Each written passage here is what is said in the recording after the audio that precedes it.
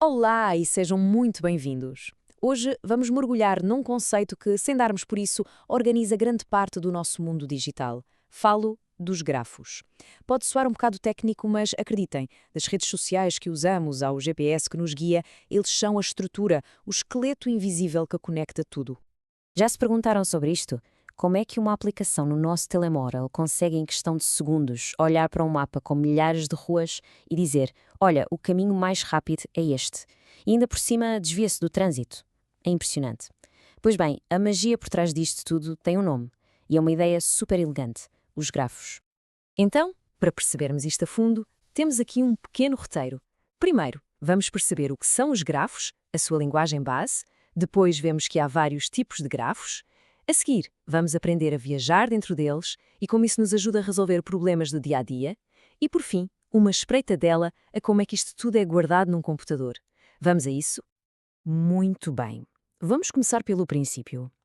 Antes de podermos correr, temos de aprender a andar, certo? E no universo dos grafos, isso significa perceber as suas peças mais fundamentais. É a linguagem das ligações. No fundo, um grafo é isto. É uma maneira organizada de falarmos sobre pontos e as linhas que os unem. Pensem num mapa de relações. O que interessa não é a localização exata dos pontos, mas sim como aqueles se conectam uns aos outros. E o mais curioso é que tudo se resume a estes dois elementos, apenas dois. Temos os vértices, que são as coisas, podem ser cidades no mapa, pessoas numa rede social, páginas na internet.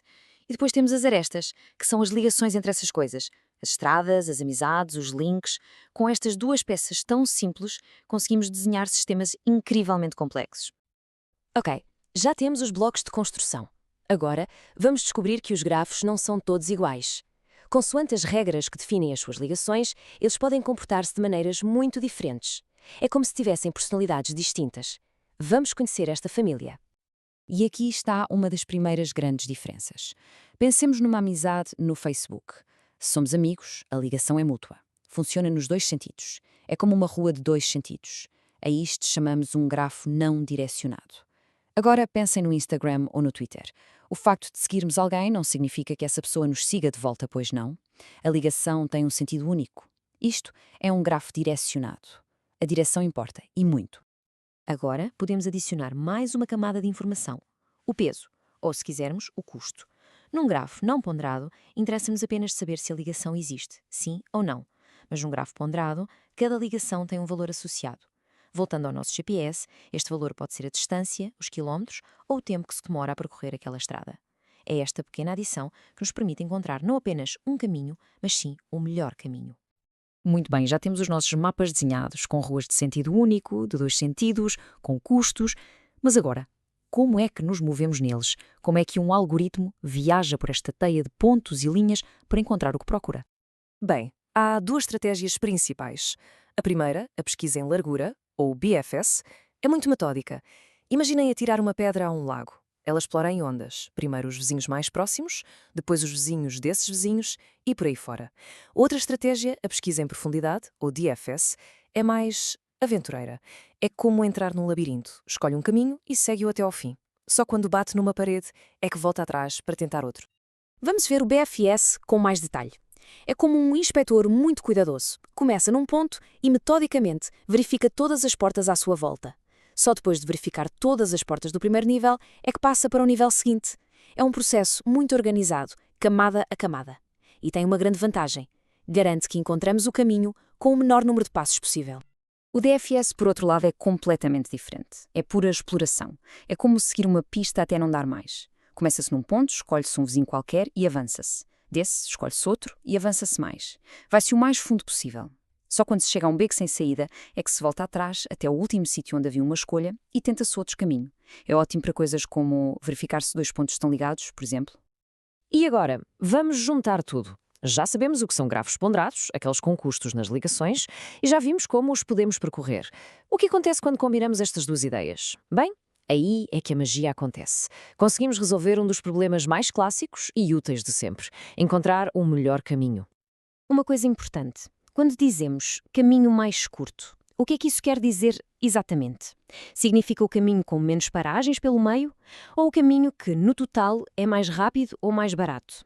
Quase sempre, especialmente no caso do GPS, o que nos interessa é a segunda opção, o caminho que tem o menor custo total. E para resolver este problema, temos um dos algoritmos mais célebres da ciência da computação, o algoritmo de Dijkstra. Ele usa uma estratégia que se chama gulosa. E o que é que isto quer dizer? Significa que, a cada passo que dá, ele escolhe sempre a opção que parece melhor naquele momento. Ele vai sempre expandindo o seu caminho a partir do ponto mais próximo que ainda não foi visitado. É um otimista, passo a passo. E o resultado disto é espetacular. Ao seguir esta lógica gulosa de forma consistente, o algoritmo não encontra apenas um caminho qualquer. Ele garante que encontra o caminho com o menor custo total possível. Neste nosso exemplo, o caminho ótimo de A para E tem um custo de 9 e não há outro mais barato. É uma garantia matemática. Para terminar, uma questão um bocadinho mais técnica, mas importante. Já vimos o que são grafos, como funcionam, mas como é que esta estrutura toda, com os seus pontos e linhas, é guardada na memória de um computador? Basicamente, há duas maneiras principais de o fazer. As duas abordagens são a matriz de adjacência e a lista de adjacência. A matriz é como, imaginem uma tabela gigante, com todos os pontos nas linhas e nas colunas. E depois preenchemos com 1 se houver ligação e um 0 se não houver. É super rápido para verificar uma ligação, mas gasta imensa memória, especialmente se houver muitos pontos e poucas ligações. Do outro lado, temos a lista de adjacência. Aqui a ideia é mais eficiente. Para cada ponto, guardamos apenas uma pequena lista dos seus vizinhos diretos. O resultado? Poupa-se imenso espaço. É ideal para redes sociais, por exemplo, que são o que chamamos de grafos esparsos. Muitas pessoas, mas cada pessoa só está ligada a uma pequena fração do total. No fim de contas, a escolha entre uma e outra é um clássico da computação, um balanço entre velocidade e eficiência de memória. E pronto, como vimos, os grafos são esta linguagem silenciosa que dá forma a muita da tecnologia que usamos. A sua grande força é que nos dão uma nova lente para olhar para o mundo e ver ligações onde antes não víamos. Por isso, deixo uma última reflexão. Se começarmos a olhar para as coisas à nossa volta desta forma, que outros sistemas complexos, que outras redes poderíamos finalmente começar a entender melhor? Fica a pergunta no ar.